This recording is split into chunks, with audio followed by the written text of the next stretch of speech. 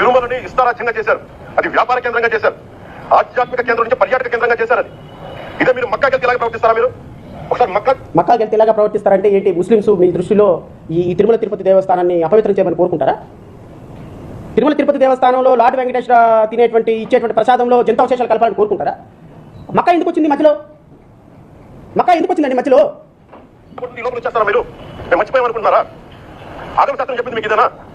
అంటే గవర్నమెంట్ ఉద్యోగులు అయితే ప్రభుత్వం నియమిస్తాం చేసేసుకుంటారా?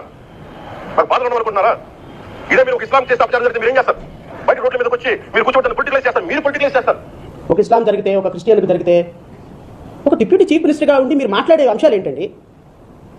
ఒక పక్కేమో ఈ రిపోర్ట్లో అసలు మాకేం సంబంధం లేదు, మీరు పంపించిన శాంపిల్లో మేము ఏదో వెరిఫై చేసాం, ఇది ఫైనల్ కాదు, కన్క్లూజన్ కాదు, ఒక పక్క రిపోర్ట్లు చెప్తున్నాయి.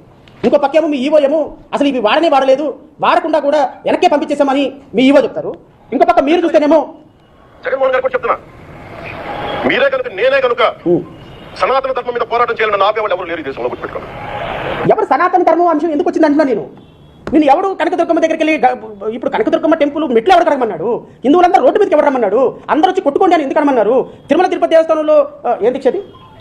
ప్రాయశ్చిత్త దీక్ష ఎవరు చేయమన్నారు? ఎవరు ఇప్పుడు సనాతన ధర్మాన్ని, ఎవరు హిందూయిజాన్ని, ఎవరు ముస్లింస్ని, ఎవరు మక్కాని, ఎవరు మసీద్ని, ఎవరు చర్చి సంబంధించినటువంటి పోప్ జాన్పాల్ని ఎవరన్నారు?